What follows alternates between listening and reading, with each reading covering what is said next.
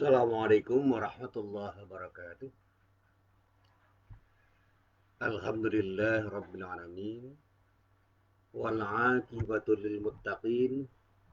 Asyhadu an la ilaha illallah wahdahu la syarikalah wa asyhadu anna Muhammadan abduhu wa rasuluh. Allahumma salli wa sallim ala nabiyyina Muhammad wa ala alihi wa ashabihi wa man wala. Amma ba'd. Para jamaah yang dirahmati Allah, alhamdulillah pada pagi hari ini Allah masih berkenan mempertemukan kita. Mudah-mudahan pertemuan kita pada pagi hari ini benar-benar menjadi pertemuan yang mendapatkan ridho dari Allah Subhanahu wa taala. Amin. Para jamaah yang dirahmati Allah, hari ini sekali lagi saya ingin menjelaskan tentang makna doa yang seringkali disalahpahami. Allah selalu menegaskan bahwa kita sebagai hamba itu seharusnya memohon kepada Allah dengan doa-doa kita. Dan doa-doa kita itulah yang akan bisa memberikan kontribusi positif pada diri kita. Karena betapapun hidup kita, ini semuanya ditentukan oleh Allah. Kita ini semua bergantung pada takdir Allah. Apapun bentuknya, takdir Allah itulah yang menentukan nasib kita. Terkait dengan takdir itu pun kita juga harus memahami bahwa takdir itu adalah hak prerogatif Allah. Allah lah yang berhak menentukan apa dan siapa kita hari ini dan apa dan siapa kita di esok hari. Kita akan menjadi apapun, semuanya kita serahkan kepada Allah. Sehingga ikhtiar apapun yang kita upayakan itu adalah bagian dari takdir Allah yang memang harus kita ikuti, karena betapapun upaya yang kita lakukan di dalam sesuatu itu adalah bagian dari sunnatullah yang tidak boleh kita abaikan, karena betapapun kita diwajibkan oleh Allah untuk berikhtiar, dan ikhtiar itu adalah bagian dari ketentuan Allah yang harus kita taati. Seperti misalnya ketika kita diperintahkan untuk beramal soleh, maka amal soleh itu adalah bagian dari sesuatu yang harus kita lakukan. Termasuk ketika kita dilarang untuk berbuat maksiat, sekecil apapun maksiat yang kita lakukan itu adalah sesuatu yang akan dinilai buruk oleh Allah Subhanahu wa taala dan akan berdampak buruk pada diri kita, dan itulah bagian dari takdir Allah yang melekat pada siapapun Allah, termasuk diri kita. Terkait dengan doa ini, ada satu ayat yang seringkali saya kaitkan dengan bagaimana Allah mengajarkan kita agar kita berdoa dengan doa yang tepat. Di dalam surat Al-Hasyr ayat 10 Allah berfirman, A'udzubillahi minasyaitonir rajim. Walladzina ja'u min ba'dihim yaquluna rabbana ighfir lana wa li ikhwanina alladzina sabaquna bil imani wa la taj'al fi qulubina ghillan lil ladzina amanu rabbana innaka raufur rahim. Orang-orang yang datang sesudah mereka, ahli tafsir mengatakan maksudnya kaum Muhajirin dan Ansor pada waktu itu, mereka berdoa, ya Tuhan kami, beri ampunlah kami dan saudara-saudara kami yang telah beriman terlebih dahulu daripada kami, dan janganlah engkau biarkan kedengkian di dalam hati kami terhadap orang-orang yang beriman. Ya Allah, ya Tuhan kami, sesungguhnya engkau maha penyantun lagi maha penyayang. Para jamaah yang dirahmati Allah, setelah saya baca beberapa kitab tafsir yang sempat saya baca, ternyata ayat ini menurut para ahli tafsir menganjurkan agar kita orang-orang Islam siapapun punya kesetiaan untuk mendoakan kebaikan bagi siapapun, termasuk kaum muslimin generasi pendahulu kita, memohonkan ampun untuk mereka yang masih hidup dan untuk mereka yang sudah meninggal. Dan inilah yang merupakan dalil bahwa doa itu akan bisa sampai kepada mereka yang telah meninggal meskipun tidak ada hubungan keluarga sama sekali. Para jamaah yang dirahmati Allah, terkait dengan hal ini ada pertanyaan dari para jamaah. Apa yang dimaksud dengan doa anak saleh yang terkait dengan hadis Rasulullah yang bisa kita lacak nanti misalnya di dalam kitab-kitab hadis, misalnya di dalam kitab Sahih Muslim, di dalam Musnad Imam Ahmad bin Hambal, di dalam Sunan Abi Dawud dan yang lain-lain, yang di dalam hadis itu ada kata-kata begini. Idza matal insanu in qata anhu amaluhu illa min thalathah. Jadi dikatakan di sini illa itu ada rangkaiannya. Min shadaqatin jariyah au ilmin yuntafa'u bi au waladin salihin yad'u lah. Apabila manusia itu mati, maka amalnya terputus kecuali karena tiga hal. Yang pertama sedekah jariyah, yang kedua ilmu yang bermanfaat, dan yang ketiga anak soleh yang mendoakan orang tuanya. Nah, kata doa anak soleh itu yang kemudian dipertanyakan oleh banyak orang. Nah, para jamaah yang dirahmati Allah, yang pertama saya ingin menjelaskan siapa sih anak soleh itu. Saya baca misalnya di dalam kitab Aunul Ma'bud, Syarah Sunan Abi Dawud disebutkan dua keterangan ulama tentang makna anak saleh yang ada di dalam hadis ini. Yang pertama, anak saleh itu adalah anak muslim yang menjalankan kewajiban agama dan menjauhi dosa besar. Kalau dalam bahasa yang lain, anak saleh itu setiap anak yang beragama Islam, yang beramal soleh dan meninggalkan perbuatan-perbuatan yang maksiat, yang itu semua adalah sesuatu yang berpeluang untuk mendapatkan dosa besar dari Allah Subhanahu wa taala. Jadi kalau ada anak yang mengatakan saleh tetapi tidak mau menjalankan kewajiban agama dengan benar dan bahkan melakukan dosa-dosa, tindakan-tindakan dosa, dan bukan, tidak mungkin anak itu durhaka kepada orang tua, itu bukan anak saleh. Di dalam kitab Tuhfatul Ahwadi misalnya, Mubarak Furi mengatakan begini. Quyyital waladu bisalihi li'annal ajra la yahsulu min ghairihi. Anak ini dibatasi dengan sifat saleh karena pahala tidak akan diperoleh dari selainnya. Artinya pahala itu akan diberikan kepada anak saleh karena anak ini adalah anak yang selalu menjalankan ketaatan kepada Allah Subhanahu wa taala.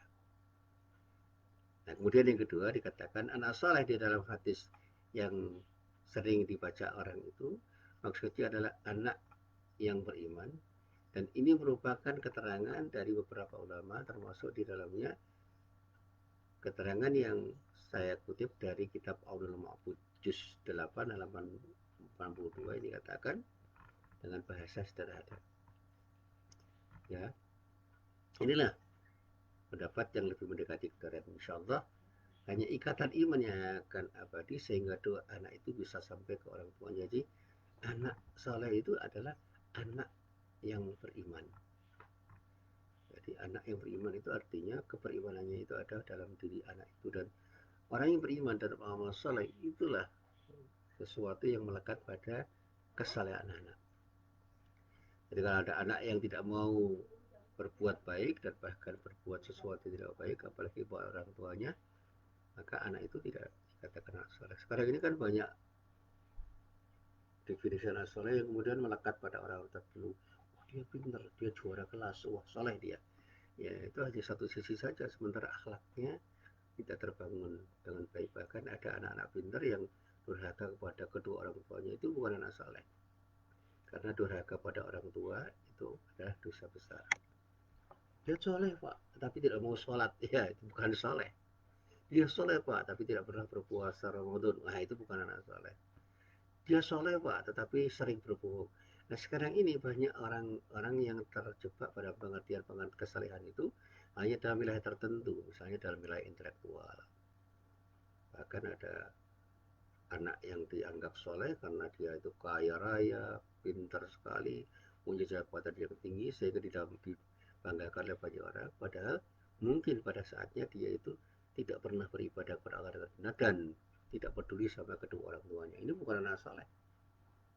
Saya masih ingat betul tuh cerita-cerita tentang anak soleh yang kemudian saya kaitkan dengan bagaimana kita diberi pelajaran dengan kisah-kisah tentang Malin Kundang, Sang Kuryang, anak-anak sukses yang kemudian lupa kepada orang tuanya yang akhirnya oleh Allah dilaknat.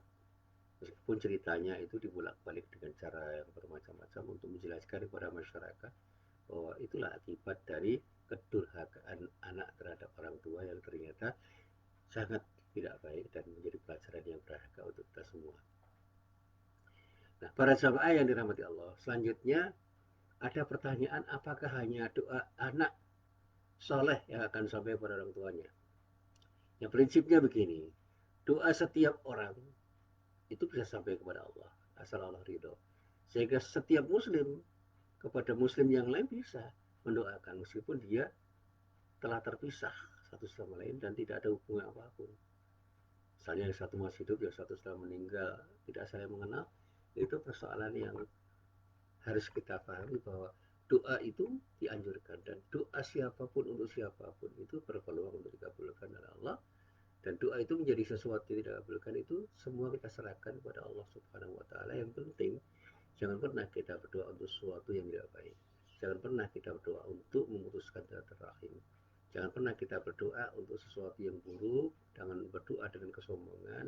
Jangan berdoa dengan sesuatu yang membuat kita itu terhambat untuk menyampaikan lafal-lafal doa kita kepada Allah karena kedekatan kita kepada Allah terhambat oleh kesombongan kita, ketidaksolehan kita, ketidakikhlasan kita di dalam melantunkan doa-doa kita. Jadi kalau saya ditanya doa yang makbul itu adalah doa apa?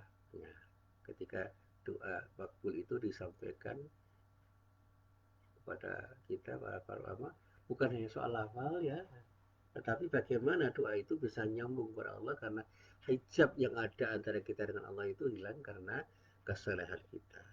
Secara subjektif kita punya kesalehan, kita punya keikhlasan, kita punya sikap tawadhu, rendah hati, tidak ada kesombongan dan pada saatnya kita ini akan didengar oleh Allah ketika kita berdoa dengan doa-doa apapun. Saya kemarin cerita tentang nabi-nabi. Nabi Daud itu pernah berdoa. Nabi Ayub pernah berdoa. Nabi Muhammad pernah berdoa. Nabi Sulaiman pernah berdoa. Nabi Nuh pernah berdoa. Nabi Lut pernah berdoa. Dan doa-doa itu menjadi sesuatu yang diabadikan di dalam Al-Quran. Salah satu yang kemarin saya ucapkan itu adalah doa yang diungkapkan Nabi Sulaiman. Kemudian salah satu yang juga saya terangkan adalah doa Nabi Ayub ketika dia sakit dan pada saatnya Allah mengabulkan dengan sesuatu yang memang tidak masuk akal. Bagaimana Ayub yang sakit itu bisa sembuh hanya karena air yang tiba-tiba keluar dari bawah dia itu tidur karena hanya dengan cara mengentakkan kakinya dan itulah yang diperintahkan oleh Allah yang kemudian oleh Allah diberi sesuatu yang kemudian mengagumkan banyak orang dan itulah yang saya katakan. Kalau Allah sudah berkehendak, tidak ada seorang pun yang bisa menghambat. Sebaliknya, ketika Allah belum berkehendak, siapapun tidak akan bisa memaksa Allah untuk berkehendak. Disinilah arti penting doa itu bisa kita pahami. Berdoalah kita kepada Allah. Ketika Allah ridho terhadap apa yang kita lantunkan dalam doa kita, insya Allah semua akan dikabulkan oleh Allah Subhanahu Wa Taala. Jadi doa sesama Muslim bisa sampai kepada siapapun yang kita doakan, meskipun kita ini tidak punya hubungan apa-apa dengan orang itu, termasuk ketika kita bicara tentang anak yang soleh. Jadilah anak yang soleh agar doa-doa kita didengar oleh Allah. Dan ketika kita itu menjadi orang tua, latihlah anak kita untuk menjadi anak yang baik, yang pada akhirnya dia menjadi anak yang soleh, yang ketika dia itu menjadi anak soleh, dia akan menjadi harta yang luar biasa berharga bagi diri kita ketika kita sudah meninggal nanti. Dan bahkan di masa hidupnya anak soleh itu menjadi aset yang luar biasa, dan kesalehan itu utamanya ada di dalam akhlak mereka. Jadi jangan terlalu bangga dengan anak yang secara intelektual pintar, bahkan kaya raya, tetapi punya akhlak yang tidak terpuji. Kita harus lebih bangga dengan anak-anak soleh yang punya akhlak terpuji, meskipun tidak terlalu pintar secara intelektual. Mungkin bukan menjadi orang kaya, tetapi dia sanggup memberikan kontribusi kepada orang tua dengan doa-doanya, dan insya Allah dengan doa yang dilantunkan oleh anak-anak soleh itulah kita akan mendapatkan sesuatu yang terbaik dari Allah Subhanahu wa Ta'ala. Nah, para jamaah yang dirahmati Allah, ada pertanyaan lagi. Kenapa dalam hadis tentang putusnya amal perbuatan ketika orang meninggal itu menyebut anak soleh yang mendoakan kedua orang tuanya? Ada dua penjelasan para ulama tentang hadis ini. Jadi sekali lagi, hadis yang menyatakan idza matal insanu in qata amalahu illa min thalath, la min thalath, itu kemudian dikatakan salah satunya waladin shalihin yad'ulah. Ini kata para ulama dijelaskan begini. Yang pertama, hadis ini diungkapkan oleh Rasulullah untuk memotivasi anak-anak agar rajin mendoakan kedua orang tuanya. Jadi anak itu harus punya kesetiaan untuk mendoakan orang tuanya. Di dalam kitab Ondul Ma'bud dikatakan begini. Wa faidatu taqyidihi bil waladi ma anna du'a ghairihi yanfa'uhu ta'ridul walada 'ala du'a. Tujuan disebutkan doa anak, padahal doa selain anak juga bisa sampai kepada orang yang sudah meninggal, adalah untuk memotivasi anak agar mereka rajin mendoakan kepada dua orang tuanya. Jadi kalau kita baca di dalam kitab-kitab yang lain, maknanya sama. Jadi bagaimana Rasulullah itu memotivasi agar anak-anak itu rajin mendoakan kedua orang tuanya. Sampai ketika orang tua sudah meninggal harus mendoakan. Sehingga ketika saya ditanya, apa kontribusi Bapak untuk Bapak Ibu? Saya katakan, saya tidak pernah lupa untuk mendoakan kedua orang tua saya dengan doa-doa saya kepada kedua orang tua. Minimal saya selalu mendoakan kedua orang tua saya dengan doa-doa yang pendek. Rabbil firli wali walidayya warhamhuma kama rabbayani shaghira. Itu yang saya ucapkan dalam setiap doa saya untuk kedua orang tua saya yang sudah tidak ada di samping saya karena keduanya sudah berada di alam kubur. Nah, para jemaah yang dirahmati Allah, selanjutnya kata para ulama, semua amal perbuatan anak itu bisa sampai kedua orang tuanya sekalipun anak tidak mendoakannya. Jadi amal soleh anak itu merupakan sesuatu yang bermakna sama dengan doa-doa yang dilantunkan secara lisan, sebagaimana sedekah jariah yang bisa mengalirkan pahala selama apa yang dia sedekahkan itu dimanfaatkan oleh masyarakat, meskipun orang yang memanfaatkannya tidak pernah mendoakannya secara lisan. Jadi kalau saya itu bersedekah, saya lihatkan sedekah saya itu antara lain untuk melestarikan sedekah yang telah pernah atau sudah dilakukan oleh kedua orang tua saya, sehingga apa yang saya lakukan itu mudah-mudahan menjadi amal jariah bagi kedua orang tua saya. Saya menjadi imam di masjid, saya menjadi muadzin dulu. Sekarang saya sudah tidak pernah lagi menjadi muadzin. Saya memberikan pengajian dan saya bersedekah dengan cara apapun pada siapapun dimanapun itu. Saya niatkan antara lain dalam rangka untuk melestarikan amal-amal soleh yang pernah dilakukan oleh kedua orang tua saya, dan mudah-mudahan Allah memberikan sesuatu yang terbaik pada kedua orang tua saya. Nah, para jamaah yang dirahmati Allah, sekali lagi, mari jangan pernah kita itu tidak berdoa untuk kedua orang tua kita. Yang kedua, bangunlah sebagai orang-orang yang selalu beramal soleh dan jauhi perbuatan maksiat, dengan harapan mudah-mudahan amal soleh yang kita laksanakan di dalam kehidupan kita itu benar-benar menjadi sesuatu yang bisa menjadi kontribusi positif untuk kedua orang tua kita, meskipun kita sudah tidak bisa berjumpa dengan kedua orang tua kita. Dan sebagai orang tua, mari kita didik anak-anak kita menjadi anak yang saleh, yang pada akhirnya kedua orang tuanya itu akan mendapatkan kontribusi positif dari anak-anak kita, bahkan ketika kita sudah meninggal nanti, karena mereka akan selalu menjadi anak yang berbakti kepada orang tua dengan kesalehannya, termasuk ketika anak-anak itu mendoakan kepada kedua orang tuanya baik secara lisan maupun dengan tindakan-tindakan yang dinilai oleh Allah sebagai bagian yang bisa memberikan kontribusi kepada kedua orang tuanya. Nah, para jamaah yang dirahmati Allah, inilah apa yang bisa saya sampaikan. Mari kita mulai. Sebagai orang tua, kita didik anak kita dengan akhlakul karimah. Dengan harapan mudah-mudahan anak kita akan menjadi anak yang soleh. Dan kalau kita sebagai anak, jadilah anak yang selalu beramal soleh dan meninggalkan maksiat. Serta melantunkan doa-doa kepada Allah dengan harapan mudah-mudahan orang tua kita benar-benar mendapatkan maghfirah dan rahmat dari Allah. Sehingga pada saatnya kita akan bertemu nanti di surga yang dijanjikan oleh Allah kepada orang-orang yang bertakwa. Amin. Ya Rabbal Alamin. Assalamualaikum warahmatullahi wabarakatuh.